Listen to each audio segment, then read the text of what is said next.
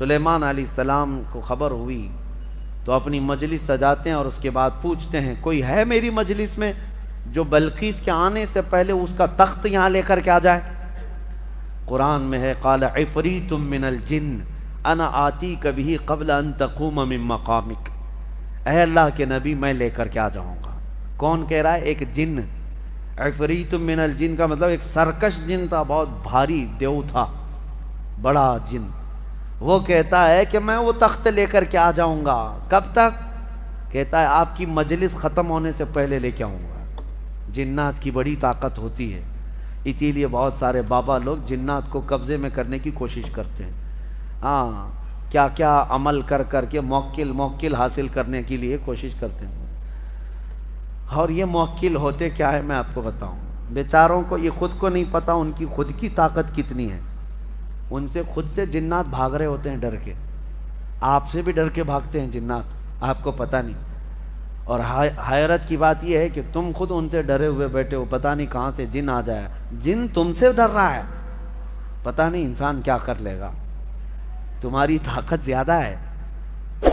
تو جن نے جب یہ کہا کہ آپ کی مجلس ختم ہونے سے پہلے میں لے کے آؤں گا، سلیمان علیہ السلام نے کہا اس سے بھی جلدی کوئی لا سکتا ہے؟ قرآن میں ہے قال الذی عنده علم من الکتاب انا آتیک بہ قبل ان یرتد الیک طرفک۔ سلیمان علیہ السلام کی امتیوں میں سے ایک انسان جو اس وقت کے ولی تھے حضرت آصف بن برخیہ کھڑے ہوئے، کہا اے اللہ کے نبی میں لے کے آؤں گا۔ کہا کب تک لاؤ گے؟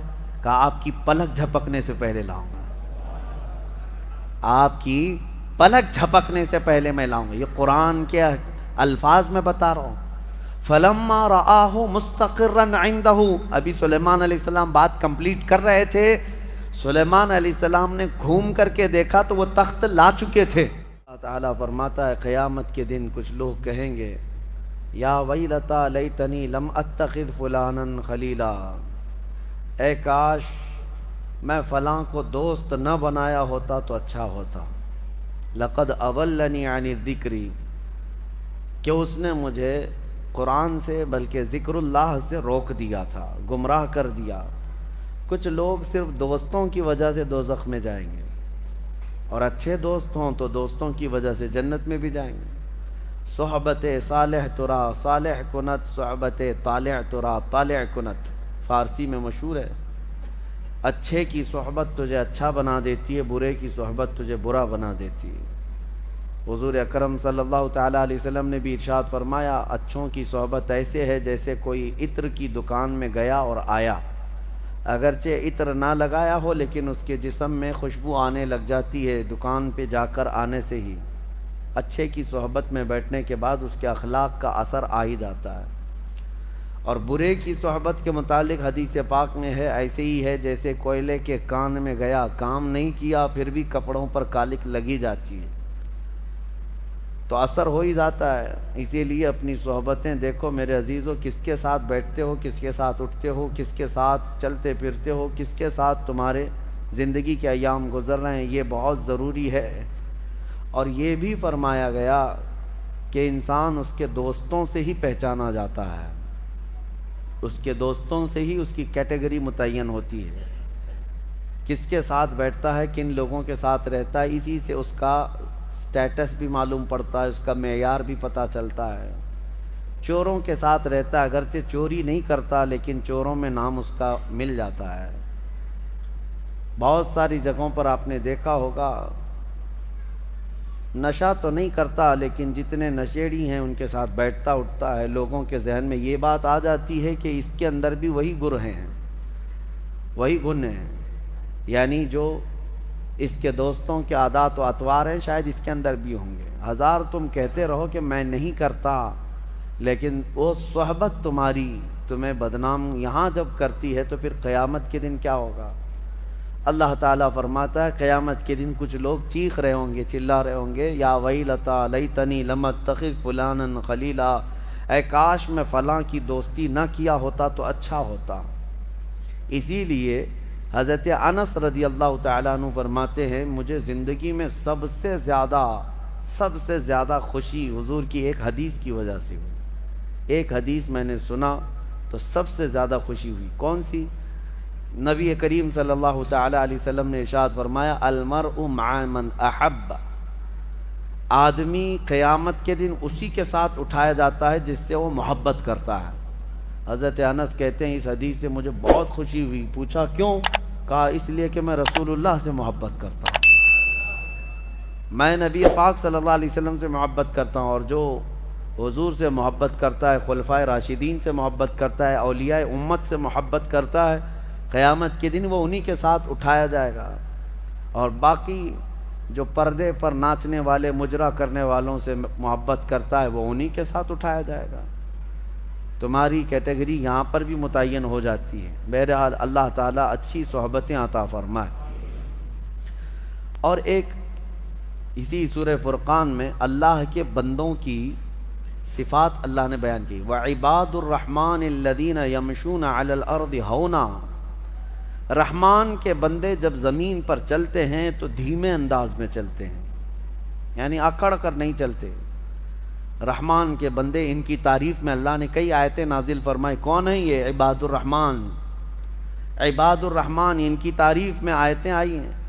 اور پھر دوسری ان کی صفت یہ ہے وَإِذَا خَاطَبَهُمُ الْجَاهِلُونَ قَالُوا سَلَامًا، جب جاہل لوگ ان سے بات چیت کرتے ہیں یا وہ جاہلوں سے آمنا سامنا ان کا ہوتا ہے تو یہ سلام کر کے گزر جاتے ہیں، جاہلوں سے بحث نہیں کرتے۔ کون؟ اللہ کے نیک بندوں کی صفت یہ ہے۔ جاہلوں سے بحث کرنا یہ اللہ والوں کی شان نہیں ہے۔ اسی لیے میرے عزیزو، آج جتنا بھی افواہوں کا بازار گرم ہوتا ہے اور جس قدر بھی لوگوں کے درمیان چیمی گوئیاں پھیلتی ہیں، یہ جاہلوں کی وجہ سے۔ جاہل ایسے ایسے مسائل پر بات کرنے آتے ہیں۔ اللہ کی پناہ، الامان والحفیظ۔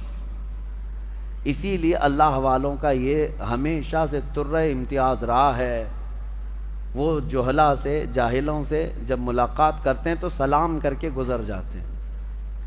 آپ بھی اپنی یہ عادت ڈال لیں، جو پڑھا لکھا نہیں ہے یا جو جس طرح سے جاہل ہے، وہ اگر اعلیٰ قسم کی بحث لے کر بیٹھا ہے اور آپ بھی اس سے بحث کر رہے ہیں تو گویا کہ آپ کی بھی کیٹیگری وہی ہے، جاہلوں کی ہے۔ میں ایک مثال دیتا ہوں۔ امام اعمش تھے، ایک بہت بڑے امام گزرے ہیں۔ لوگ جو اہل علم تھے وہ آتے تھے اور ان کے پاس سوالات کرتے تھے، اور جب جاہل سوال کرتا ہے، اگر علم حاصل کرنے کے لیے ہو اور شریعت سے ریلیٹڈ ہو تو اچھا ہے، لیکن سوال میں اگر یوں کہے موسیٰ علیہ السلام ناشتے میں کیا کھاتے تھے، تم کو کیا پڑی ہے اس سے؟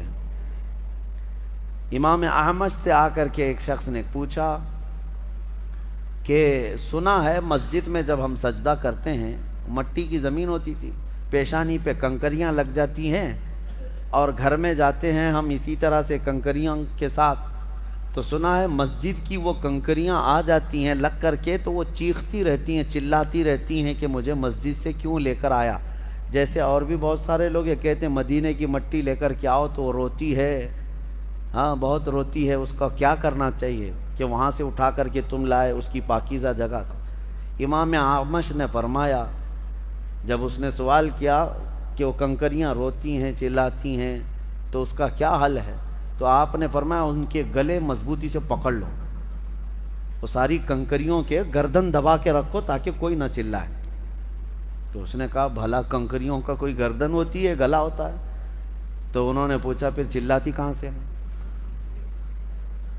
کہاں سے چلاتی ہیں؟ تو یہ اس طرح کے بہت سارے معاملات۔ اور وہی ایک امام اور گزرے ہیں، ان سے کوئی آ کر ایک جاہل سوال کر رہا ہے، شیطان ابلیس لعین کی بیوی کا نام کیا تھا؟ آپ نے فرمایا میں اس کی شادی میں گیا نہیں تھا۔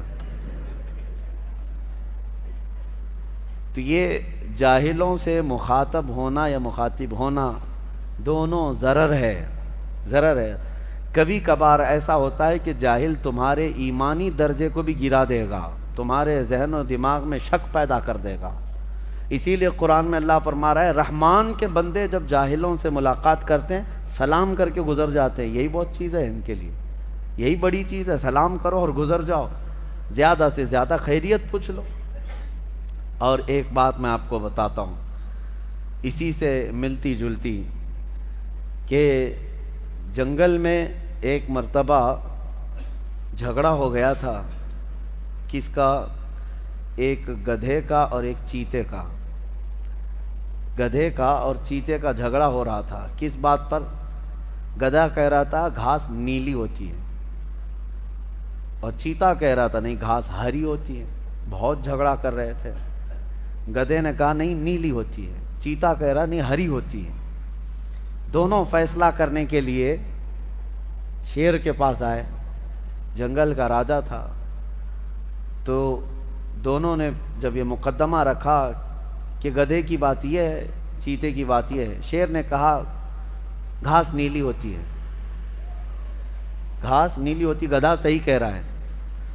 اس کو انعام بھی دیا اور کہا کہ چیتا غلط تھا اور اس کو کوڑے بھی مارے جائیں، 10 کوڑے مارے جائیں۔ تو وہ گھبرایا اور کہا بادشاہ سلامت، میرے حق میں اتنا برا فیصلہ کیوں؟ کہا کہ یہ تیری سزا ہے، گھاس تو ہری ہی ہوتی ہے، گدھے سے بات کیوں کیا؟ یہ تیری سزا ہے، گدھا تیرے لیول کا نہیں تھا۔ گھاس ہری ہی ہوتی ہے لیکن جو تیرے لیول کا تھا نہیں، اس سے تو مباحثہ کر رہا ہے، مناظرہ کر رہا ہے۔ تو یہ اس میں ایک درس ہے۔ لوگ آج جو نکڑ پہ بیٹھ کر کے مناظرے کر رہے ہیں، ڈیبیٹ کر رہے ہیں، ان کو دلائل چاہیے بخاری شریف سے، مسلم شریف سے، اور وہ بھی بحث کن معاملات میں کرتے ہیں؟ کبھی مولا علی کرم اللہ وجہہ الکریم کے متعلق، کبھی امیر معاویہ کے متعلق، کبھی خلفائے راشدین کے متعلق۔ ایسا لگتا ہے یہ سب کے آقا بیٹھے ہوئے ہیں جو ان میں فیصلہ کرنے بیٹھے ہیں۔ اور حضور پاک صلی اللہ علیہ وسلم کے علم غیب کے متعلق، ان کے حاضر و ناظر ہونے پر، ان کے بشر و نور ہونے پر ایسی بحثیں رہتی ہیں۔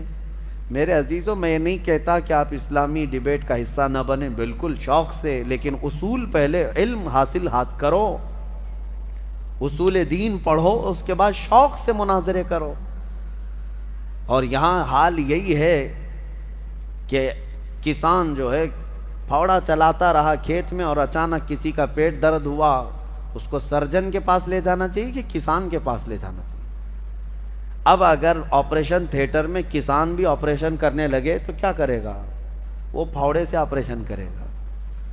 اسی طرح سے جس کی جو فیلڈ نہیں ہے، جس کا جو میدان نہیں ہے، جب وہ اس میں کودتا ہے تو ادھر کی ادھر، ادھر کی ادھر کر دیتا ہے۔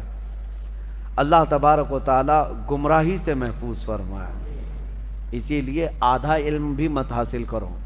میں نے دیکھا ہے بہتوں کو، ایک قاعدہ کچھ سیکھ لیا تو اس کو ہر جگہ فٹ کرنے لگ جاتے ہیں۔ اسلام کی باریکیاں، اصول دین، اصول فقہ، اصول حدیث، بہت اس میں باریکیاں ہیں۔ اور یہ جو جتنے بھی گمراہ فرقے ہیں نا، یہ اسی طرح سے گمراہ ہوئے۔ انہوں نے ایک قاعدہ سیکھا اور اس کو سب پہ فٹ کرنے لگ گئے۔ سنیوں پر اس کو فٹ کرنے لگے جو مشرکوں پر اتری ہوئی آیتیں، مشرکوں کے حق میں جو اتری ہوئی تھیں، ان آیتوں کو رسول پاک صلی اللہ علیہ وسلم پر جو اتری ہیں آیتیں مشرکین کے حق میں، وہ سنیوں پر فٹ کرنے لگ جاتے ہیں۔ گمراہی یہیں سے آتی ہے، اسی لیے آدھا علم حاصل مت کرو۔ مشہور محاورہ ہے، بلکہ ایک قول ہے، نیم حکیم خطرے جان، نیم ملا خطرے ایمان۔ یہ کہا جاتا ہے نا، آدھا ڈاکٹر جو ہے جان کا خطرہ ہے اور آدھا مولوی ایمان کا خطرہ ہے۔ اللہ تعالی حفاظت فرمائے۔ سورہ شعراء ہم نے تلاوت کی، جس میں کثیر انبیاء کرام کا ذکر ہے۔ اتنی بہترین اس میں آیتیں ہیں۔ اللہ تبارک و تعالیٰ نے انبیاء کرام علیہ السلام کے احوال اس طرح بیان کیے، پڑھنے میں لطف بھی آتا ہے، پڑھنے میں بڑا مزہ آتا ہے۔ ہر نبی کا ایک قول اللہ نے اس میں بیان فرمایا۔ نوح علیہ السلام 950 سال تبلیغ کرتے رہے، لوط علیہ السلام اپنی قوم کو ڈراتے رہے، حضرت صالح علیہ السلام اپنی قوم میں اللہ کی بڑائی بولتے رہے، حضرت شعیب علیہ السلام، ان سب نبیوں کا ایک قول یہ ہے، وہ اپنی قوموں سے یہ کہتے تھے، ان اجری وما اسألکم علیہ من اجر ان اجری الا علی رب العالمین۔ اے لوگوں، میں جو کچھ تمہیں سکھا رہا ہوں اس پر میں تم سے کوئی اجرت نہیں مانگتا، میرا اجر تو رب العالمین کے پاس ہے۔ یہ انبیاء اکرام کا قول تھا۔ اللہ تعالی ہمیں انہی کے نقش قدم پر چلا ہے۔ میں آپ سے یہی کہتا ہوں کہ ہم جو کچھ بھی یہاں خدمت کر رہے ہیں، نہ مسجد سے ہم اس کی کوئی اجرت کا مطالبہ کرتے ہیں، اور نہ ہی لوگوں سے مجھے کوئی توقع ہے، نہ ہی ہم نے کوئی مطالبہ رکھا ہے۔ اللہ تعالیٰ ان انبیاء کی سنت پر ہمیں زندہ رکھے۔ ہم جو کچھ بھی دین کا کام کر رہے ہیں، مولا ہمارا اجر قیامت میں عطا فرمائے۔ ہاں، اگر طے کر لیا آدمی، مانگ لیا، مطالبہ کیا، تو گویا کہ اس نے اپنی اجرت مانگ لیا اور دنیا میں برابر ہو گیا، اور مطالبہ نہیں کیا ہے تو انبیاء کی نیابت میں کام کر رہا ہے، وہ نبیوں اور رسولوں کی نیابت میں کام کر رہا ہے۔ شعراء جو ہے یہ لفظ ایک آیت کی وجہ سے اس پورے سورے کا نام ہی شعراء ہو گیا۔ شعراء، شاعر کی جمع شعراء، جو شاعر ہوتے ہیں نا، شعر و شاعری کرنے والے، ان کے بارے میں قرآن کیا کہتا ہے؟ شاعر لوگوں کے بارے میں، وَالشُّعَرَاءُ يَتَّبِعُهُمُ الْغَاوُونَ۔ اللہ فرماتا ہے یہ جتنے شاعر لوگ ہیں اکثر یہ گمراہی کی طرف جاتے ہیں، یہ گڑھے میں گر جائیں گے۔ ہوتا بھی یہی ہے۔ یہ کون سے شاعروں کے لیے ہے؟ جو نعت رسول پڑھتے ہیں یا اللہ کی حمد بیان کرتے ہیں اشعار میں، ان کے لیے نہیں ہے۔ فضول شاعری جو کرتے ہیں، دنیاوی لغویات، محبوبہ کا حسن بیان کر رہے ہیں، معشوقہ کے جلوے بتا رہے ہیں، یہ وہ شاعر ہیں جن کے بارے میں قرآن کہہ رہا ہے کہ یہ سب کے سب گمراہی کے گڑھے میں گرنے والے ہیں، سب کے سب گمراہی میں جائیں گے۔ ہاں، لوگ اس کو آج ایک پروفیشن سمجھتے ہیں، شاعر بننا، کوی۔ اگرچہ پوئٹری جو ہے لوگوں کے دل بہلانے کے لیے ہوتی ہے، اور جو دل بہلانے کے لیے یہ سب چیزیں ہوتی ہیں انہی شاعروں کے بارے۔ ہاں، اگر کوئی فکر کے لیے، اصلاح کے لیے اور تمہارے ذہن کو ابھارنے کے لیے شعر کہتا ہے، جیسے جنگوں میں صحابہ اکرام رجزیہ اشعار پڑھتے تھے کہ جب وہ اشعار پڑھتے تو لوگوں میں جوش آتا تھا اور جہاد میں آگے بڑھتے تھے، تو ان شاعروں کی مذمت نہیں آئی۔ حضور پاک کی تعریف بیان کرنے والے جو شعر ہیں، اس سے تمہارے دلوں میں حضور کی محبت پیدا ہوتی ہے۔ کیا اعلیٰ حضرت کے اشعار پڑھتے ہی ہمیں اللہ کے نبی کا حسن نہیں یاد آتا؟ محبت میں جھوم جاتے ہیں۔ جو بھی عاشقان رسول کے اشعار ہیں وہ پڑھ سکتے ہیں، ان کی مذمت نہیں آئی۔ اللہ کی حمد میں جو شعر بیان کیے گئے اس کی مذمت نہیں ہے۔ اولیاء امت کے متعلق جو اشعار ہیں، اسلام کی فضیلت میں، قرآن کی فضیلت میں، یا دینی معاملات علماء کی فضیلت میں جو اشعار ہیں، ان کی مذمت نہیں ہے۔ صرف مذمت ان دنیاوی شاعروں کی ہے جو صرف دنیا کمانا چاہتے ہیں۔ یہاں رک کر کے میں ایک تھوڑی سی بات یہ بھی عرض کر دوں میرے عزیزو، اگر کوئی نبی پاک صلی اللہ علیہ وسلم کی نعتوں کو بھی اپنا ذریعہ معاش بنا لیا، یعنی اس کو ایک ایسا دھندا بنا لیا، اور جہاں پڑھتا ہے اس کی طلب یہی رہ جاتی ہے کہ مجھ پر نوٹوں کی برسات ہو، تو وہ نعت نہیں پڑھ رہا ہے، اور نہ ہی اس کو کوئی اجر ہے، وہ کسی اجر کے لیے نہیں کر رہا ہے، وہ اپنی اجرت وہیں پر حاصل کر رہا ہے جو دنیاوی کاموں میں مشغول ہے۔ اور ایسے پڑھنے والوں سے کبھی عشق رسول بھی نہیں مل پائے گا، کبھی نہیں مل پائے گا۔ اب ہم نے دیکھا ہے ہمارے اس ملک میں بہت سارے شعراء کا حال، تو اللہ کی پناہ، وہ سٹیج ہلا دیتے ہیں، توڑ دیتے ہیں، اور جتنے پیسوں کی برسات آتی جائے اور ان کے بعد جوش بڑھتا چلا جاتا ہے، حال طاری ہوتا ہے۔ اور لوگوں میں بھی ایسا رواج پیدا کر دیا گیا ہے، جو جلسے میں جاتے ہیں وہ نوٹوں کی گڈیاں ساتھ میں لے کے جاتے ہیں۔ پہلے کا ایک رواج تھا، ایک دور تھا کہ جو نبی پاک صلی اللہ علیہ وسلم کی شان بیان کر رہا ہے اس کو نظر پیش کی جاتی تھی، ہدیہ پیش کیا جاتا تھا، ٹھیک ہے، لیکن یہ آج پورا کا پورا یہ دکھاوا ہو گیا اور ایک کھیل تماشا ہونے لگ گیا۔ اور ایک حیرت کی بات میں بتاؤں آپ کو، حیرت کی بات، میں بیٹھا بھی ہوں ایک محفل میں، حضور پاک صلی اللہ علیہ وسلم کی نعت پڑھتا رہا شاعر کافی دیر تک، ماحول ٹھنڈا رہا، نوٹ آ نہیں رہے تھے، ہم بھی بیٹھے ہوئے تھے، ایک پیر صاحب بھی تھے اس مجمع میں، شاعر نے جو ہے ڈائیورٹ کر لیا اپنے رخ کو، اور وہاں سے پیر صاحب کی شان میں اب اشعار پڑھنے لگا۔ او جوش، ماحول گرم ہو گیا، لوگوں کے نوٹ نکلنے لگ گئے اور اس پر برسانے لگ گئے۔ کس طرح کا مجمع بنایا گیا ہے میرے عزیزو، اس حبیب رب العالمین کی شان میں نعت پڑھنے پر سناٹا ہے، جس کی تعریف میں قرآن رطب اللسان ہے، جس کی تعریف میں تمام کائنات کی اشیاء رطب اللسان ہیں، اس نبی رحمت کی تعریف میں تمہارے کانوں میں سناٹا ہے۔ اور ایک پیر کے متعلق جیسی ہی کہہ دیا گیا، جوش آ گیا۔ یہ شخصیت پرستی کا جو رواج شروع ہوا، اس سے بچا جائے، اس سے بچا جائے۔ میں اس کے سخت مخالف ہوں۔ بات ہو تو رسول رحمت کی بات ہو، مصطفیٰ کریم صلی اللہ علیہ وسلم کی بات ہو۔ میں نے کبھی یہ اپنے لیے پسند نہیں کیا کہ میرے شان میں یا میرے لیے کوئی بڑے القاب یا بڑے اشعار پڑھے جائیں، کبھی نہیں۔ اللہ گواہ ہے اس بات کا۔ ہماری خواہش صرف اتنی ہوتی ہے، ہمارا اپنا نام کس کی وجہ سے ہے؟ وہ رحمت دو عالم صلی اللہ علیہ وسلم کی وجہ سے ہے۔ اگر نبی پاک صلی اللہ علیہ وسلم کی نسبت ہمارے ساتھ نہ ہو تو ہم تو ایک مردہ لاش ہیں، ہماری اپنی کوئی حیثیت نہیں۔ شاعروں کو یہ چاہیے، نعت خواں بنو، نوٹ خواں نہ بنو۔ نعت خواں، اس کی بڑی فضیلت ہے، اس کی قبر بھی ہمیشہ خوشبوؤں سے مہکتی رہتی ہے۔ جو نعت رسول پڑھنے والا ہے، دنیا سے جاتا ہے، اس کی قبر جو ہے خوشبو سے بھر دی جاتی ہے۔ اور جس نے صرف دنیا کی طلب رکھی، پھر اس نے نعتوں کو ایک ذریعہ بنایا اور بیچتا رہا۔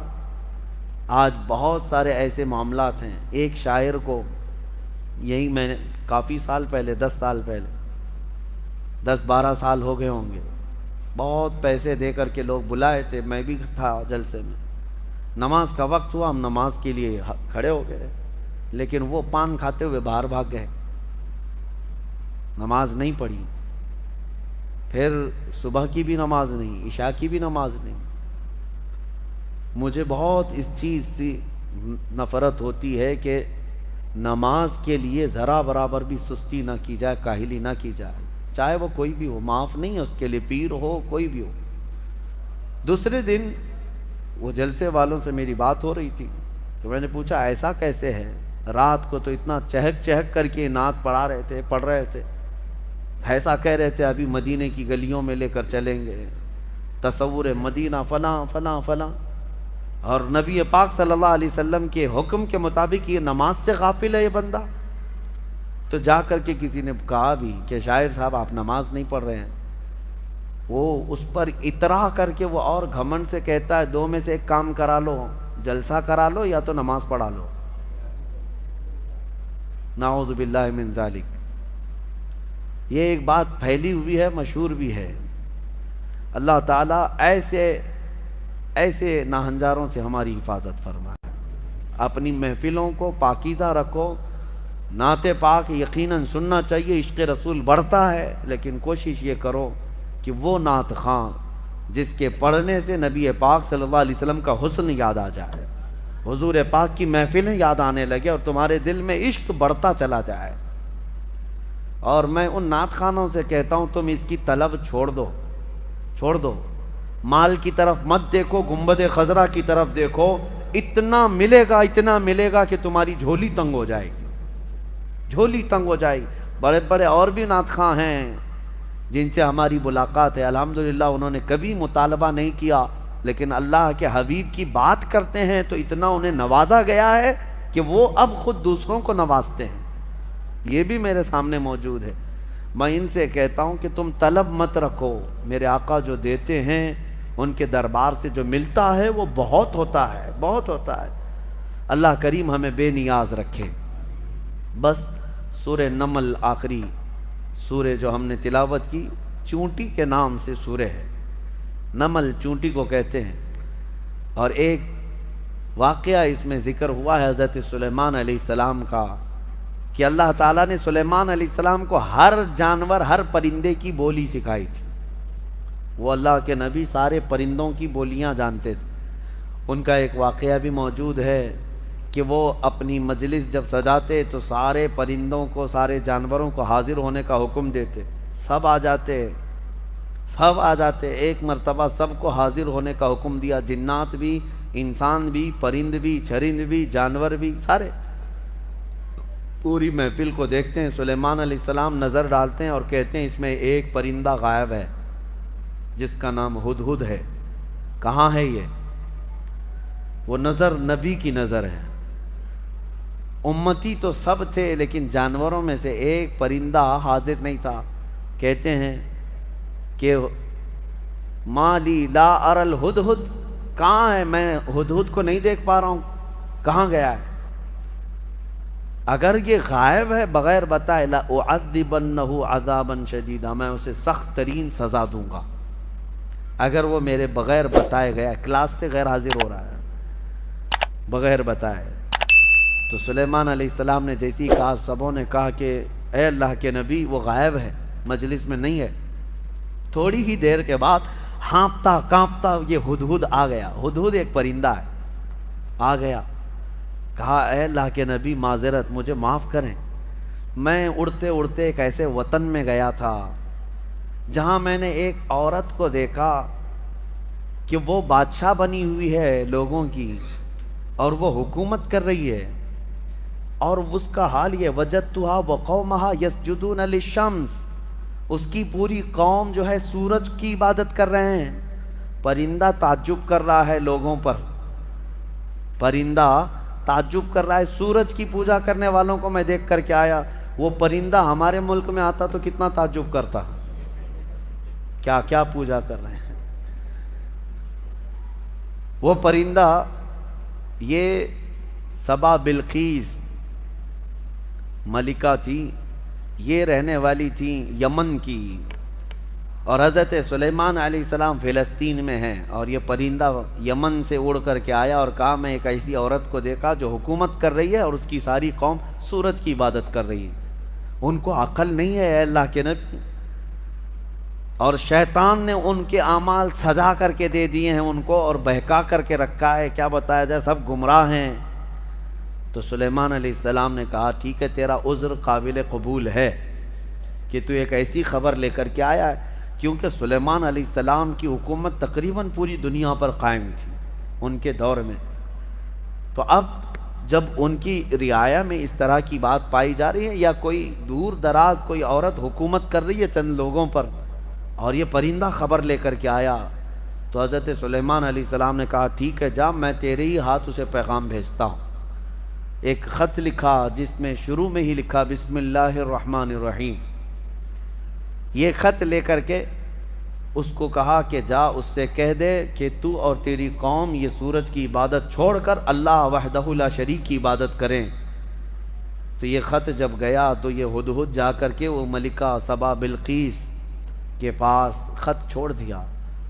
بلقیس نے خط اٹھا کر پڑھا اور پھر ڈر گئی کہ سلیمان کی طرف، وہ بادشاہ تھے اس وقت کے، سلیمان علیہ السلام کی طرف سے خط آیا ہے، اپنے درباریوں کو بلایا، کہا کیا کروں، مشورہ دو۔ سبوں نے کہا ہم طاقتور ہیں، بہت لڑیں گے، دیکھا جائے گا سلیمان علیہ السلام کی فوج اگر آتی ہے تو ہم لڑیں گے، ماریں گے۔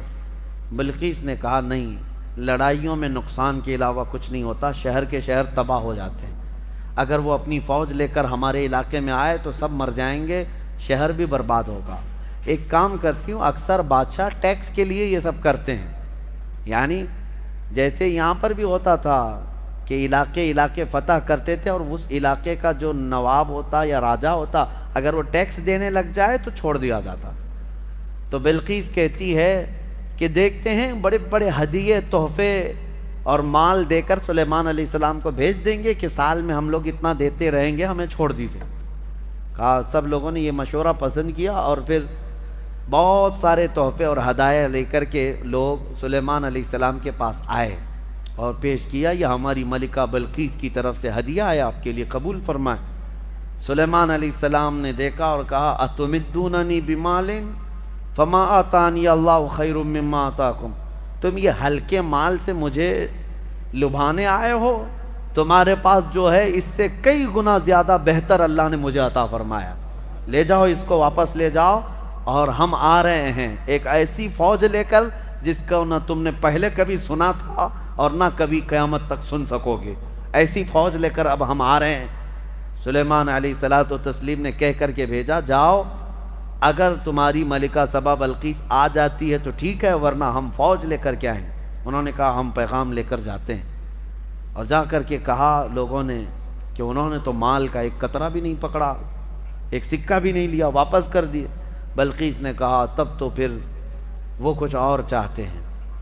اس کا ایک تخت تھا جس پر وہ بیٹھتی، اس کے متعلق ہے کہ وہ سونے اور چاندی سے جڑا ہوا، 80 گز لمبا، 40 گز چوڑا، بہت بھاری، جو جواہرات سے جڑا ہوا، اور اس کو جہاں رکھا جاتا تھا 7 دروازے تھے، 7 پہرے دار تھے۔ وہ اپنے محل کے اندر اس تخت کو رکھتی اور اس پر بیٹھتی تھی۔ بلقیس ملکہ تھی۔ اب وہ اپنی فوج کے ساتھ یمن سے نکلی ہے، کہاں؟ فلسطین آنے کے لیے۔ سلیمان علیہ السلام کو خبر ہوئی تو اپنی مجلس سجاتے ہیں اور اس کے بعد پوچھتے ہیں کوئی ہے میری مجلس میں جو بلقیس کے آنے سے پہلے اس کا تخت یہاں لے کر کے آ جائے؟ قرآن میں ہے قال عفریت من الجن انا آتیک بہ قبل ان تقوم من مقامک، اے اللہ کے نبی میں لے کر کے آ جاؤں گا۔ کون کہہ رہا ہے؟ ایک جن۔ عفریت من الجن کا مطلب ایک سرکش جن تھا، بہت بھاری دیو تھا، بڑا جن۔ وہ کہتا ہے کہ میں وہ تخت لے کر کے آ جاؤں گا۔ کب تک؟ کہتا ہے آپ کی مجلس ختم ہونے سے پہلے لے کے آؤں گا۔ جنات کی بڑی طاقت ہوتی ہے، اسی لیے بہت سارے بابا لوگ جنات کو قبضے میں کرنے کی کوشش کرتے ہیں۔ ہاں، کیا کیا عمل کر کر کے موکل حاصل کرنے کے لیے کوشش کرتے ہیں، اور یہ موکل ہوتے کیا ہے میں آپ کو بتاؤں۔ بیچاروں کو یہ خود کو نہیں پتا ان کی خود کی طاقت کتنی ہے، ان سے خود سے جنات بھاگ رہے ہوتے ہیں ڈر کے، آپ سے بھی ڈر کے بھاگتے ہیں جنات، آپ کو پتہ نہیں۔ اور حیرت کی بات یہ ہے کہ تم خود ان سے ڈرے ہوئے بیٹھے ہو، پتہ نہیں کہاں سے جن آ جائے، جن تم سے ڈر رہا ہے، پتہ نہیں انسان کیا کر لے گا، تمہاری طاقت زیادہ ہے۔ تو جن نے جب یہ کہا کہ آپ کی مجلس ختم ہونے سے پہلے میں لے کے آؤں گا، سلیمان علیہ السلام نے کہا اس سے بھی جلدی کوئی لا سکتا ہے؟ قرآن میں ہے قال الذی عنده علم من الکتاب انا آتیک بہ قبل ان یرتد الیک طرفک۔ سلیمان علیہ السلام کی امتیوں میں سے ایک انسان جو اس وقت کے ولی تھے، حضرت آصف بن برخیہ، کھڑے ہوئے، کہا اے اللہ کے نبی میں لے کے آؤں گا۔ کہا کب تک لاؤ گے؟ کہا آپ کی پلک جھپکنے سے پہلے لاؤں گا، آپ کی پلک جھپکنے سے پہلے میں لاؤں گا۔ یہ قرآن کے الفاظ میں بتا رہا ہوں۔ فلما رآہ مستقرا عنده، ابھی سلیمان علیہ السلام بات کمپلیٹ کر رہے تھے، سلیمان علیہ السلام نے گھوم کر کے دیکھا تو وہ تخت لا چکے تھے۔ جا کر کے تھوڑا سا میپ میں چیک کر کے دیکھ لینا فلسطین سے یمن کا ڈسٹینس کتنا ہے، یمن اور فلسطین میں کتنے کلومیٹر کا فاصلہ ہے۔ اور یہ اس زمانے کی بات کر رہا ہوں جب کوئی بھی تیز رفتار راکٹ وغیرہ تو چھوڑو، ایک بس بھی نہیں تھی، ایک کار بھی نہیں تھی۔ اس وقت کوئی سواریاں اگر تھیں تو صرف اونٹ اور گھوڑے تھے، اس کے علاوہ کوئی نہیں، انٹرنیٹ نہیں تھا، موبائل نہیں، اور نہ ہی فاسٹ۔ میاں میں یہ نہیں کہہ رہا کہ ای میل آیا، میں یہ کہہ رہا ہوں پورا تخت آیا،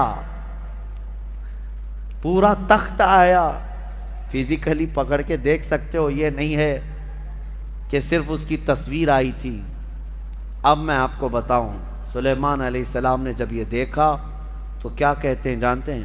اچھا ایک بات میں آپ کو بتا رہا ہوں، سلیمان علیہ السلام کون ہے؟ اللہ کے نبی ہیں، اور تخت جو لائے وہ کون ہے؟ اللہ کے ولی ہیں، نبی نہیں تھے، وہ ولی تھے۔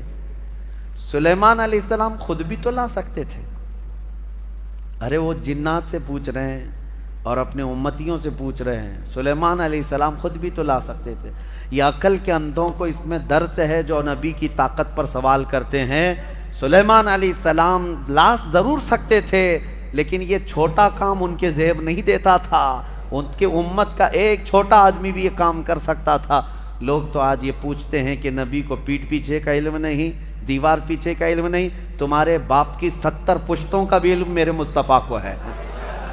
نبی پاک صلی اللہ تعالیٰ علیہ وسلم کو ہر شے کا علم اللہ نے عطا کیا ہے، اور طاقت و قوت کا عالم بھی یہی ہے۔ جب ان کے گدا بھر دیتے ہیں شاہان زمانہ کی جھولی، محتاج کا جب یہ عالم ہے تو پھر مختار کا عالم کیا ہوگا؟ محتاج کا جب یہ عالم ہے تو مختار کا عالم کیا ہوگا؟ اور وہ نبی نہیں تھے، ولی تھے، تخت لائے سلیمان علیہ السلام نے اس بات پر کیا کہا؟ ھذا من فضل ربی، یہ نہیں کہا دیکھو میری طاقت کتنی ہے، کہا یہ جو کچھ بھی ہوا یہ میرے رب کے فضل سے ہوا، میرے رب کے فضل سے۔ لوگوں ہمیشہ اس بات کو یاد رکھو، ہمارے ہاں پہلے رواج تھا گھروں کے اوپر بھی ایک تختی لکھ کر کے لگائی جاتی تھی، ھذا من فضل ربی ہوتا تھا، گھروں پر یہ لگائے جاتے تھے۔ کیوں؟ گھر میں نے بنایا ہے، محنت سے بنایا، کمایا ہے، چڑھایا ہے، دیواریں چھت ڈالی ہے، لیکن لاسٹ میں یہ جملہ لکھتے تھے یہ سب میری طرف سے نہیں، ھذا من فضل ربی، یہ میرے رب کے فضل سے ہے۔ یہ ہمیشہ مسلمانوں کو یاد رکھنا چاہیے۔ اب اس کے بعد ملکہ بلقیس پتہ نہیں کتنے دنوں کے بعد پہنچی، آئی دربار سلیمان میں، جب حاضر ہوئی تو حضرت سلیمان علیہ السلام نے کہا تھا نکروا لہا عرشہا، اس کے تخت کو جو ہے جگہ جگہ سے تھوڑا سا ڈیمیج کر کے رکھو، سوراخ کر کے رکھو، تخت اسی کا ہے بلقیس کا۔ جب وہ آئیں سلیمان علیہ السلام کے پاس تو سلیمان علیہ السلام اس کو تخت کے پاس لے گئے، اہٰذا عرشکی، تیرا تخت بھی ایسا ہی ہے جس پر تو بیٹھتی ہے، تیرا تخت بھی ایسا ہی ہے؟ وہ غور سے دیکھتی ہے، قالت کأنہ ہوا، ایسا ہی نہیں یہی ہے، یہ تخت ایسا ہی میرے تخت کی طرح نہیں، یہی ہے میرا تخت۔ اور اس کے بعد جب اس نے طاقت سلیمان کو دیکھا تو کہتی ہیں اسلمت مع سلیمان للہ رب العالمین، میں سلیمان علیہ السلام کے ساتھ رب العالمین اللہ پر ایمان لے آتی ہوں۔ اسلمت کا مطلب ہوتا ہے اسلام لائی، ملکہ بلقیس بھی اسلام لائی، ہاں سبا بلقیس بھی اسلام لائی، یہ لفظ ہے اسلمت۔ انشاءاللہ اس زمانے کی بھی کوئی وکٹوریا ہوگی وہ بھی اسلمت کہے گی، جب طاقت مصطفیٰ کریم صلی اللہ علیہ وسلم کے مظاہرے دیکھے تو وہ اسلمت کہے گی کہ میں اسلام لائی۔ یہ واقعہ سورہ نمل میں موجود ہے۔ اس کے بعد سلیمان علیہ السلام ایک وادی سے گزر رہے تھے، اس وادی میں چونٹیاں بہت زیادہ تھیں، تو ایک چونٹی کہتی ہے جو رانی تھی کہ چونٹیوں جلدی جلدی اپنے سوراخوں میں چلو کہ سلیمان علیہ السلام اور ان کا لشکر آ رہا ہے اور کہیں وہ بے خبری میں تمہیں روند نہ دیں۔ یہ جملہ جو ہے قرآن میں ہے۔ چونٹی کہتی قالت یا ایھا النمل ادخلوا مساکنکم لا یحطمنکم سلیمان وجنودہ وہم لا یشعرون، سلیمان اور ان کی جو فوج ہے کہیں وہ بے خبری میں تمہیں روند نہ دیں، جلدی جلدی اندر چلو۔ وادی نمل جو ہے نا، یہ چونٹیوں کی وادی، تفسیر میں یہ بتایا گیا ہے کہ ابھی 4.5 کلومیٹر دور تھی، 3 میل یعنی 4.5 کلومیٹر دور سلیمان علیہ السلام ابھی نکلے تھے۔ اسی وقت چونٹی کو پتہ چل گیا کہ اللہ کے نبی اور ان کی فوج، ان کی امت آ رہی ہے، اور جب اس چونٹی نے یہ بات کہی سب دوڑنے لگی اپنے سوراخوں میں۔ تو اب آگے کی آیت سنو، حیرت ہوتی ہے۔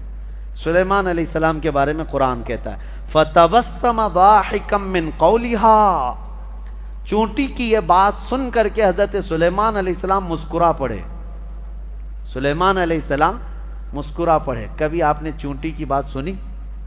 مچھر کی تو سمجھ میں آتی ہے، کان کے پاس آ کر کے گھیں گھیں گھیں کرتا ہے، لیکن میں نے تو چونٹی کی آج تک نہیں سنی۔ آپ نے سنی ہے؟ ہوتی ہے آواز اس کی بھی آواز ہوتی ہے، اور آواز بھی اگر سن لیا تو بات کیا کر رہی ہے کون بتائے؟ لیکن قرآن میں ہے حضرت سلیمان علیہ السلام اس چونٹی کی بات پر ہنس پڑے، مسکرا دیے، وہ بھی 4.5 کلومیٹر دور۔ ابھی سلیمان علیہ السلام اس وادی میں پہنچے نہیں اور چونٹی کی بات اتنی دور سے سن لیا۔ میرے عزیزوں، وہ بنی اسرائیل کے نبی سلیمان علیہ السلام کے کان ہیں جو چونٹیوں کی آواز کو سنتے ہیں، اور ہم محمد الرسول اللہ کی طاقت کی بات کر رہے ہیں۔ اس یوں ہی بریلی کے امام نے نہیں کہا تھا دور و نزدیک کے سننے والے وہ کان لالے کرامت پہ لاکھوں سلام۔ قرآن جب کہتا ہے کہ چونٹی کی بولی ہوئی بات اللہ کے نبی سلیمان علیہ السلام سن سکتے ہیں، تو امتی کا پکارا ہوا امتی کی پکاری ہوئی فریاد مدینے کے تاجدار کیوں نہیں سن سکتے؟ سنیں گے، ضرور سنتے ہیں. ہم یہاں سے پکاریں وہ وہاں سے سنیں، مصطفیٰ کی سماعت پہ لاکھوں سلام. یہ اپنے اپنے نصیبے کی بات ہے میرے عزیزو. جس کو لگتا ہے نہیں سنتے، جس کو لگتا ہے کہ وہ نہیں سنتے، اللہ کرے کہ وہ یوں ہی جل جل کر کے مر جائے. اس کی دنیا میں بھی کوئی نہ سنے گا اور آخرت میں بھی اس کی کوئی نہ سنے گا. اور ہم یہ عقیدہ رکھتے ہیں میرے آقا یہاں بھی سنتے ہیں وہاں بھی سنتے ہیں. اسی لیے حدیث میں ہے کہ جب قیامت کے دن کوئی تمہاری نہیں سن رہا ہوگا، اس وقت میں تمہاری سن رہا ہوں گا. اور حضور اس وقت کہہ رہے ہوں گے انا لہا، آؤ میں تمہاری شفاعت کے لیے ہوں. اللہ کریم ہمیں حضور کے جلووں میں زندگی عطا فرمائے، ان کے قدموں میں موت عطا فرمائے. وآخر دعوانا ان الحمد للہ رب العالمین. السلام علیکم.